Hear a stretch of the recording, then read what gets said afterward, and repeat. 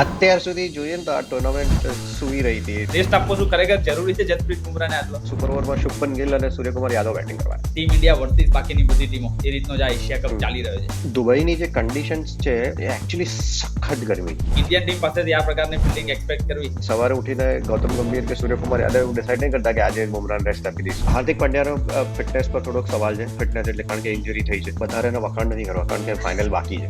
Exact batting ઓર્ડરમાં તો ખાલી 2 જ જણા ફિક્સ છે, શુભમન ગિલ અને અભિષેક શર્મા. તમને લાગે છે કે પાકિસ્તાનની ટીમ ફાઇનલમાં ચેલેન્જ આપી શકે એવું થોડું છે કે પછી આપણને one second one sided affair જોવા મળી શકે?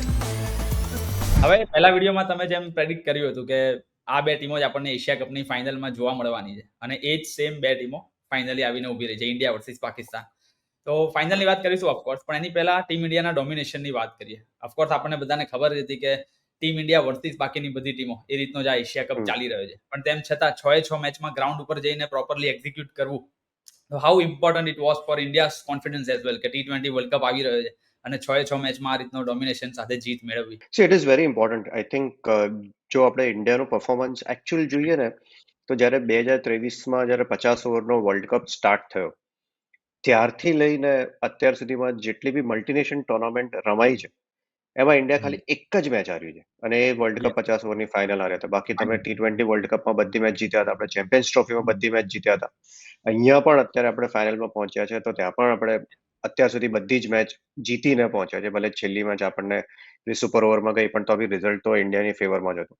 પણ આ બધામાં એ બહુ ઇમ્પોર્ટન્ટ છે કે આપણે આપણી પરફોર્મન્સ કરીએ, આપણે જઈને એવી રીતે ગ્રાન્ટેડ ના લઈ શકીએ કે આપણે રમીશું, આપણે સ્ટ્રોંગ ટીમ છે તો આપણે જેવા જઈશું એવા જીતી જ જઈશું. એનું પ્રાઇમ એક્ઝામ્પલ હતું શ્રીલંકા સામેની ગઈકાલની મેચ. આપણને એમ હતું કે શ્રીલંકાને આપણે આરામથી હરાઈશું, પણ 200 રન કરી નાખ્યા. પહેલી વાર ટુર્નામેન્ટમાં 200 રન થયા અને તો પણ સુપર ઓવરમાં મેચ ગઈ.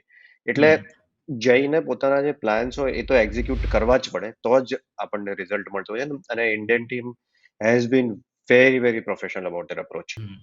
જેમ શ્રીલંકા વાળી મેચની વાત કરીએ એમ ઓફકોર્સ ફાઇનલ તો હજી બાકી છે, પણ ગઈકાલની જે આમ ડેડ રબર કહેવાતી હતી એ વાળી મેચ જ જાણે ફાઇનલ જેવું એન્ટરટેનમેન્ટ આપીને ગઈ એવું કહી શકાય. 20 ઓવરમાં 200+ રન બંને ટીમો તરફથી જોવા મળ્યું અને સુપર ઓવર સુધી પહોંચી.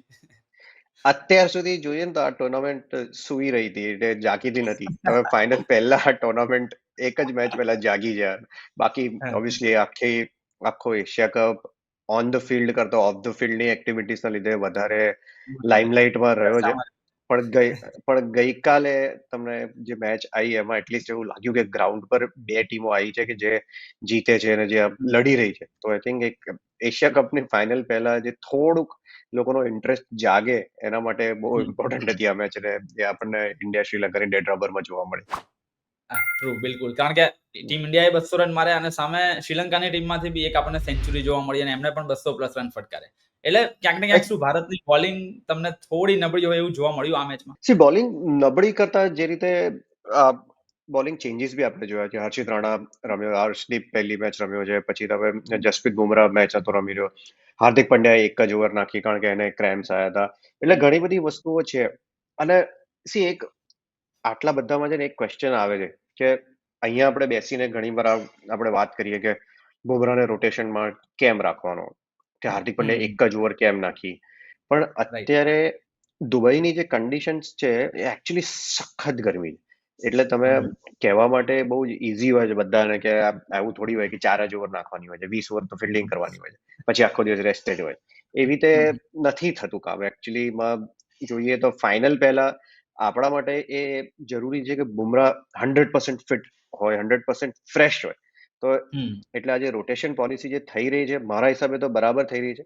બધા ઓકે. સમજે છે કે તમે ગરમીમાં કેવું જરૂરી છે કે રેસ્ટ લેવો અને પછી તમે જ્યારે ફાઇનલમાં આવો ત્યારે તમે એકદમ ફ્રેશ થઈને મેચ રમી શકો. ને બિલકુલ આ જ પોઈન્ટ સોશિયલ મીડિયા ઉપર ચાલી રહ્યો હતો કે ભાઈ જસપ્રીત બુમરાહને એક મેચમાં તમે રમાડ્યા અને પછી હવે ફાઇનલમાં 4 ઓવર જ નાખવાની છે તો પછી વચ્ચે બ્રેક આપીને શું એની રિધમ તોડીને કે એ પ્રકારનું બી જઈ શકે છે કે પછી રેસ્ટ આપવો શું ખરેખર જરૂરી છે જસપ્રીત બુમરાહને આટલો? આ જરૂરી છે, 100% જરૂરી છે. તમે એક તો ઇન્ડિયા એક જ ફાસ્ટ બોલથી રમે છે. પહેલા આખું જે ઇન્ડિયાની સ્ટ્રેટેજી જુઓ તમે, એક જ ફાસ્ટ બોલથી રમે છે.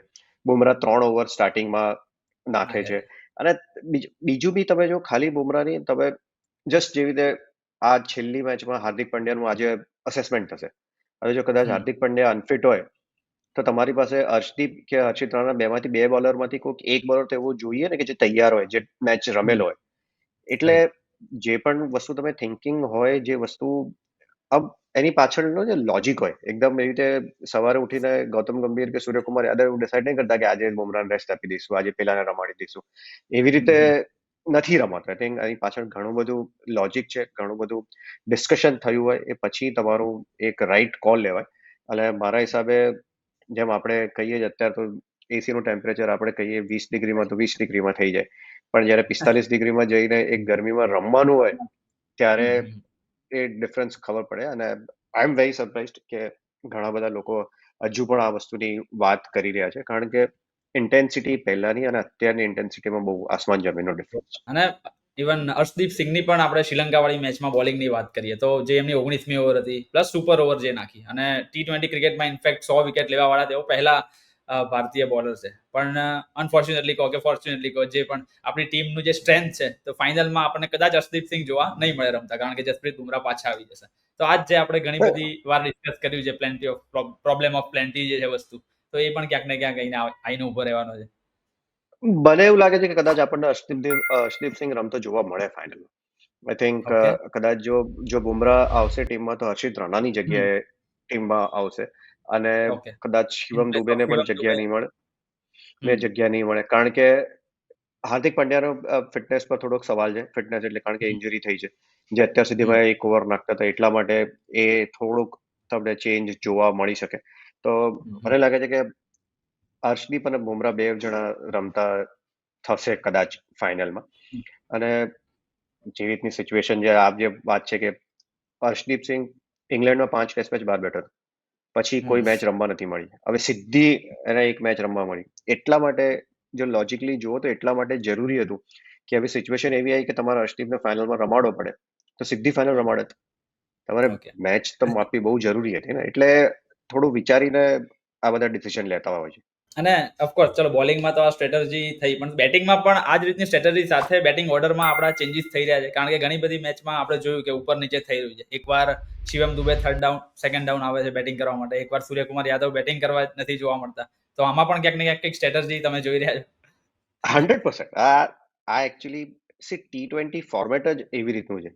તો એક ઓવર સારી જાય તો આખી ગેમ ચેન્જ થઈ જાય. હવે એક ઓવરમાં કોઈ 4 છક્કા મારી દે તો આખી ગેમ ચેન્જ થઈ જાય. અને એ જ એક ઓવરમાં જો 2 કે 3 વિકેટ આવે કે 2 વિકેટ બી આવે કે સેટ બેટ્સમેન એક જ સેટ બેટ્સમેન આઉટ કરી દીધો, તો આખી ગેમ ચેન્જ થઈ જાય. તો એ ફ્લેક્સિબિલિટી બહુ જરૂરી છે કે તમે જ્યારે શિવમ દુબે જ્યારે 3 નંબર બેટિંગ કરવા આવ્યો હતો, એનું રીઝન હતું કે બાંગ્લાદેશ પાસે ખાલી સ્પિનર્સ હતા. હવે શિવમ દુબે શેના માટે જાણે છે, એટલે શિવમ દુબેને ટીમમાં રાખ્યો છે શેના માટે, કે સ્પિનર્સને અટેક કરવા માટે. એને એનું નામ જ ઇન્ડિયન ટીમમાં આવ્યો કારણ કે સ્પિનર્સને સારી રીતે રમતો હતો, કે સ્પિનર્સને છક્કા મારી શકે. તો પછી એવું નહીં કે બીજા બેટર નથી કરી શકતા, પણ તમે અન્ડરસ્ટેન્ડ એ સિચ્યુએશનને તમે સમજી અને એનો જે આપણી ટીમમાં જે એ વખતનો બેસ્ટ પ્લેયર હોય એને તમે બેટિંગ કરવા મોકલો. બાકી કોઈને જો 1 2 3 4 5 6 અને 7 એવી રીતનો પરફેક્ટ બેટિંગ ઓર્ડર જોઈતો હોય કે રોજ સવારે ઉઠીને આ જ બેટિંગ ઓર્ડર હશે, તો એના માટે ટેસ્ટ ક્રિકેટ છે. એ લોકો માટે, પ્યોરિસ્ટ માટે કદાચ આ નથી. એટલે તમારે આ ક્રિકેટ બદલાઈ રહ્યું છે અને એની સાથે સાથે તમારે એ વસ્તુને સમજવી બી જરૂરી છે. અને આજ હવે ભલે ખબર હતી કે સુપર ઓવર છે, સુપર ઓવરમાં શુભમન ગિલ અને સૂર્યકુમાર યાદવ બેટિંગ કરવા, એટલે ઇન્ડિયન ટીમ પાસે પ્લેયર્સ એવા છે કે જે દરેક જગ્યા પર રમી શકે છે. આઈ નો ઇટ્સ ડિફિકલ્ટ, પણ મોડર્ન ડે ક્રિકેટર આ વસ્તુની તૈયારી કરતો જ હોય છે. એટલા માટે બહારથી બેસીને ઘણું એવું લાગતું હોય કે આટલા બધા ચેન્જીસ, પ્લેયર અનસેટલ થતો હશે, એને કંઈ ખબર નહીં હોય. પણ I think coaches, captain, selectors એ રીતનું કમ્યુનિકેશન એમણે સાથે થયેલું હોય છે કે અમે આ રોલમાં જોઈ રહ્યા છે કે 3 મિડલ ઓર્ડર, તો ખાલી મિડલ ઓર્ડર એટલે 4 નંબરનો બેટ્સમેન ના આવે, એને કીધું 3 પણ જઈ શકે અને 5 પણ જઈ શકે, અને જો સિચ્યુએશન આવી તો કદાચ કોઈક મેચમાં તને ઓપનિંગ બી મોકલી દઈશું. એટલે એ રીતની તૈયારી કરવી પડશે, અને આ રીતની ડિમાન્ડ છે અત્યારના મોડર્ન ડે ક્રિકેટની. કન્ડિશન અને સિચ્યુએશનને જોઈને બેટિંગ. પણ એક ઇન્ડિયન કન્ડિશન ટીમનો બેટ્સમેન એવો, હા પ્લીઝ કન્ટિન્યુ. એટલે કન્ડિશન છે જ, કન્ડિશન બહુ ઇમ્પોર્ટન્ટ છે. જેમ કીધું હોર્સિસ ફોર કોર્સિસ, એક ઓવર લેફ્ટ આર્મ સ્પિનર નાખવા આવવાનો હોય અને લેફ્ટી બેટર તમારી પાસે અંદર બેઠો હોય, જે પહેલા બોલથી છક્કા મારવાની કેપેબિલિટી હોય, તો તમે કેમ ના મોકલો? રાઈટ. એટલે બધી જ વસ્તુ એ તમે વિચાર કરીને રાખેલી હોય. કરેક્ટ. પણ એક આપણી ટીમનો બેટ્સમેન એવો છે કે જે કન્ડિશન સિચ્યુએશન ગમે તેવી હોય 6 મેચમાં આપણને લાઈક એશિયા કપને ઓન કરતો હોય એવી રીતે જોવા મળે છે. 6 મેચમાં 30+ નો સ્કોર અને લગભગ 300+ ની બેટિંગ, એ પણ એકદમ ફિયરલેસ અપ્રોચ સાથે. અભિષેક શર્માની ઓફકોર્સ વાત કરી રહ્યો છું. તો એની બેટિંગમાં લાઈક તમે કેવી રીતે જોઈ રહ્યા છો આખી ટુર્નામેન્ટ એની રહી અત્યાર સુધી? આઉટસ્ટેન્ડિંગ. હવે એટલું વધારે એના વખાણ નથી કરવા, કારણ કે ફાઇનલ બાકી છે. આપણે ફાઇનલ પતે ને પછી આપણે એની બેટિંગની વાત કરીશું. પણ એક વસ્તુ જે એક્ઝેક્ટલી જે વર્ડ તે યુઝ કર્યો ને, કે હમ, ફિયરલેસ અપ્રોચ, કે હમ, જ્યારે આપણા માટે એઝ અ બેટિંગ કરવા જાઓ ને, જ્યારે તમારામાંથી એક વસ્તુ નીકળી જાય ને કે તમને એવું લાગે કે મને આઉટ થવાનો કોઈ ડર જ નથી, ઓકે. તો પછી તમે બિંદાસ તમારા પ્લાન્સ એક્ઝિક્યુટ કરી શકો, જે અભિષેક હમ. શર્મામાં દેખાઈ રહ્યો છે. બસ એટલે એવું નથી કે મારે વધારે વખાણ નથી કરવા. આપણે ફાઇનલ પતે ને પછી એક આખો એપિસોડ ડેડિકેટેડ. યુટ્યુબ પર ડેડિકેટેડ અભિષેક શર્મા પર કરીશું. ઓફકોર્સ બેટિંગ અને બોલિંગની તો આપણે વાત કરી, પણ ફિલ્ડિંગ પણ એક એવો એસ્પેક્ટ છે કે જે આ એશિયા કપ દરમિયાન ચર્ચામાં રહ્યો છે. અને લાઈક ઇન્ડિયન ટીમ પાસેથી આ પ્રકારની ફિલ્ડિંગ એક્સપેક્ટ કરવી એ જનરલી કોઈ પણ ફેન્સે એક્સપેક્ટ ના કરેલું હોય.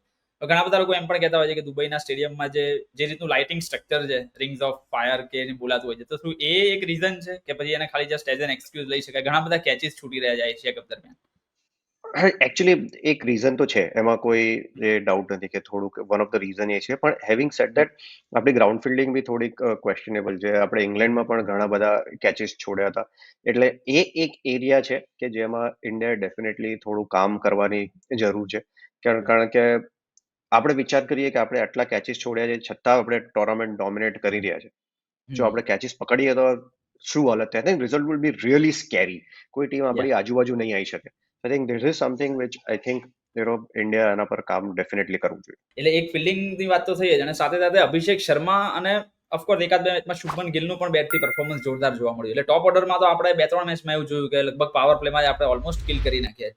પણ એના પછી મિડલ ઓર્ડરની વાત કરીએ તો ક્યાંક ને ક્યાંક બેટ્સમેનોનું એ રીતનું પરફોર્મન્સ હજી સુધી જોવા નથી મળ્યું. એમાં પણ ખાસ કરીને કેપ્ટન સૂર્યકુમાર યાદવની વાત કરીએ કે આપણે આઈપીએલમાં અલગ સૂર્યકુમારને જોઈએ છે, અને હમણાં જે એઝ અ કેપ્ટન બન્યા પછીનું પ્રેશર હોય કે ખબર નહીં, પણ throughout the Asia cup એ રીતના આપણને એકદમ ખુલેલા સૂર્યકુમાર યાદવ જોવા નથી મળ્યા. તો શું મિડલ ઓર્ડર પણ થોડો ચિંતાનો વિષય છે going to the final? I don't think Indian ટીમનો જે રીતનો માઇન્ડસેટ છે એ પ્રમાણે ચિંતાનો વિષય તો નથી. આપણે કેપેબિલિટી જોઈ અને આપણને ખબર છે કે કદાચ કોઈક પ્લેયર નહીં કરે તો બીજો એક કરી જ દેશે. આપણી પાસે એ રીતના પ્લેયર્સ છે. સૂર્યકુમાર યાદવને ડેફિનેટલી જોઈએ એવો ટુર્નામેન્ટ નથી ગયું, પણ ફાઇનલમાં પરફોર્મન્સ થઈ જશે. એમ સંજુ સેમસન અલગ અલગ નંબર પર બેટિંગ કરે છે. છેલ્લી મેચમાં એણે પણ રન્સ કરે છે. શિવમ દુબે થોડું પરફોર્મન્સ કર્યું છે. અક્ષર તિલક પટેલે વર્મા. છેલ્લી મેચમાં, અને તિલક વર્મા આઉટસ્ટેન્ડિંગ બેટિંગ કરી રહ્યો છે. એટલે આપણી પાસે બધા બેસિસ કવર્ડ છે. એટલે ફાઇનલ સુધીમાં આઈ એમ શ્યોર કે કંઈક જોવા મળશે સૂર્યકુમાર યાદવનું પણ. એવું ઘણા બધા લોકો કાલે એવું પણ કહી રહ્યા હતા કે ભાઈ શુભમન ગિલના બેટથી રન ના આવે અને સૂર્યકુમાર યાદવ ના, તો કે એ લોકોએ ફાઇનલ માટે એમનું બેસ્ટ સેવ કરીને રાખેલું છે બચે છે. હોપફુલી. એ તો આ વાત કરવા માટે બહુ મજા આવે. આવી બધી વાત કરતા હોય કે અચ્છા ફાઇનલ માટે રન બચાવીને રાખ્યા, અને હોપફુલી જો એવું બી થઈ જાય તો સારું પડે. કરેક્ટ. અને જો આપણે લાઈક ફાઇનલની વાત કરીએ તો ટીમ ઇન્ડિયા પહેલા બેટિંગ કરે છે, તો તમારી દ્રષ્ટિએ પ્લેઇંગ 11 શું હોવી જોઈએ એક્ઝેક્ટલી ઓર્ડર વાઇઝ? જો આપણે વાત કરીએ તો ઓફકોર્સ સિચ્યુએશન અને કન્ડિશન પ્રમાણે થોડું બદલાતું રહે, પણ એટલે જ જો પહેલા બેટિંગ કરીએ તો કયા પ્રકારની પ્લેઇંગ 11 તમારી દ્રષ્ટિએ હોવી જોઈએ? અત્યારે તો જે રીતનું આપણે બેટિંગ ઓર્ડર સેટ કરતા હોય તો એક્ઝેક્ટ બેટિંગ ઓર્ડરમાં તો ખાલી બે જ જણા ફિક્સ છે, શુભમન ગિલ અને અભિષેક શુભમન. શર્મા. બાકી તો તમને ખબર નથી. પણ મારા હિસાબે પછી લેફ્ટી રાઇટી તમારે જે કરવું હોય, તિલક વર્મા, સૂર્યકુમાર યાદવ, સંજુ સેમસન 5 નંબર પર, દેન 6 નંબર પર હાર્દિક પંડ્યા, 7 પર અક્ષર પટેલ, ઓકે. 8 કુલદીપ, 9 અર્શદીપ, 10 બુમરાહ અને 11 વરુણ ચક્રવર્તી. વરુણ ચક્રવર્તી. આ ઓકે. તો લાઈક આ વરુણ મારી શિવમ ટીમ. દુબેની જગ્યાએ તમે એક એક્સ્ટ્રા ફાસ્ટ બોલર ને જોઈ રહ્યા છો અત્યારે? હા, એનું એક રીઝન છે. મને જે વસ્તુ અત્યારે સુધીમાં જે ટુર્નામેન્ટમાં ઇન્ડિયન ટીમ કરતી આવી છે, કે હમ. એનો ક્વેશ્ચન આવ્યો હતો કે જસપ્રીત બુમરાહ કેમ 3 ઓવર શરૂઆતમાં નાખી દે છે. નાખે છે. બીકોઝ બીકોઝ એનું રીઝન છે, બે રીઝન. એક તો ઇન્ડિયા એક જ આઉટ એન્ડ આઉટ ફાસ્ટ બોલથી રમે છે, જસપ્રીત બુમરાહ. અને બીજું એ છે કે બુમરાહનો યુઝ બીજી બધી ટીમ કે બીજા બધા કેપ્ટન્સ પહેલા કેવી રીતે કરતા હતા કે પાવર પ્લેમાં 1 ઓવર નાખે, 1 ઓવર વચ્ચે નાખે. હવે વચ્ચે અત્યારે ઓવર નાખવાની એને જરૂર એટલા માટે નથી, કારણ કે ઓલરેડી વચ્ચે નાખવા માટેના આપણી પાસે બે અટેકિંગ સ્પિનર્સ છે, મળી ગયા. રાઈટ. કુલદીપ યાદવ અને વરુણ ચક્રવર્તી. વરુણ ચક્રવર્તી. સો હવે આપણે ગેમ કેવી રીતે વિચારીએ છીએ કે આપણે સ્ટાર્ટિંગમાં જો અટેક કરીએ તો જસપ્રીત બુમરાહ સ્ટાર્ટિંગમાં જો 2 વિકેટ લઈ લે તો આખી ગેમ ખુલી શકે. ઉપરથી વિકેટો પડી જાય તો મેચ ચેન્જ થઈ જાય. અને રાઈટ. વચ્ચે માટે તો આપણી પાસે ઓલરેડી બીજા બે સ્પિનર્સ છે જ જે અટેકિંગ બોલિંગ નાખવાના, જે ડિફેન્સિવ માઇન્ડસેટ વાળા નથી. એટલા માટે મને લાગે છે કે જસપ્રીત બુમરાહનો ઉપયોગ શરૂઆતમાં આ 3 ઓવર નાખવા માટે થાય છે. અને હવે અર્શદીપ સિંહ એટલા માટે, કારણ કે હાર્દિક પંડ્યાની ફિટનેસ પર થોડો ક્વેશ્ચન છે કે ફિટ હશે કે નહીં 100%. એટલા માટે આપણને શરૂઆતમાં 2 ફાસ્ટ બોલની જરૂર પડે. એટલા માટે શિવમ દુબેની જગ્યાએ અર્શદીપ સિંહ. Got it. શું તમને લાગે છે કે પાકિસ્તાનની ટીમ ફાઇનલમાં ચેલેન્જ આપી શકે એવું થોડું છે, કે પછી આપણને once again one sided affair જોવા મળી શકે? ના, ચેલેન્જ તો આપશે. એવું સાવ એવું તો નહીં થાય, પણ આપણે એવું ઈચ્છીએ કે વન સાઇડેડ મેચ થાય. પણ છે પાકિસ્તાનની ટીમમાં થોડીક ગ્લિમ્સ બતાવી છે, થોડુંક ઇમ્પ્રુવમેન્ટ બી કરેલું છે, કરેક્ટ. થોડાક ચેન્જીસ બી કર્યા છે. આઈ થિંક જે રીતનું એમનો અપ્રોચ રહ્યો છે એ પ્રમાણે તો કદાચ ફાઇટ તો આપશે. પણ આમાં મારા હિસાબે જે ઇમ્પોર્ટન્ટ વિકેટ, સૌથી ઇમ્પોર્ટન્ટ વિકેટ છે એ ફકત જમાનની રહેશે. આપણને ચેમ્પિયન્સ ટ્રોફીની ફાઇનલ યાદ છે, અને આ બીજી સુપર 4ની મેચમાં પણ એણે સ્ટાર્ટ તો સોલિડ આપ્યું જ હતું. તો એટલે આઈ થિંક ફખર જમાન એક ઇમ્પોર્ટન્ટ પ્લેયર થશે ઇન્ડિયા માટે. એને આઉટ કરવો બહુ જરૂરી. ઓકે. અને ટીમ ઇન્ડિયામાંથી જો કોઈ પણ એક પરફોર્મર કેવું હોય કે જે તમારા માટે ફાઇનલમાં મે બી પ્લેયર ઓફ ધ મેચ બની શકે છે, તો એ તમારું કોઈ પ્રેડિક્શન? પ્રેડિક્શન ડિફિકલ્ટ છે, પણ આઈ થિંક જે રીતના સ્ટાર્ટ મળી રહ્યું છે તો સૌથી વધારે ઓપોર્ચ્યુનિટી જે મળશે એ કદાચ શુભમન ગિલ અને અભિષેક શર્માને મળવાનો ચાન્સ છે. તો હોપફુલી શુભમન ગિલ છે એક પ્લેયર કે જે બની શકે. Correct. Perfect. Thank you so much. આપણે ફાઇનલ મેચ પતી જાય પછી ટીમ ઇન્ડિયાની વિક્ટરી સેલિબ્રેટ કરવા માટે ફરી પાછા મળીશું. ના. સો that's it for this particular video. જો તમે વિડીયો હજુ સુધી જોઈ રહ્યા હોય અને વિડીયોમાં મજા આવી હોય તો પ્લીઝ આ વિડીયોને લાઈક કરીને તમારા મિત્રો સુધી શેર કરવાનું બિલકુલ ના ભૂલતા. જો તમે પણ પાર્થિવભાઈને એશિયા કપને લગતા કોઈ પણ સવાલ પૂછવા માંગતા હો તો ભૂલ્યા વગર અત્યારે નીચે કોમેન્ટ કરી શકો છો. બાકી ક્રિકેટને લગતા આવા જ ઇન્ટરેસ્ટિંગ વિડીયોઝ રેગ્યુલરલી આપણી ગુજરાતી ભાષામાં જોવા માટે આ ચેનલને ભૂલ્યા વગર સબસ્ક્રાઇબ કરી લેજો. મળીએ આપણે ફરી એક વખત આવા જ ઇન્ટરેસ્ટિંગ વિડીયો સાથે. ત્યાં સુધી આવજો.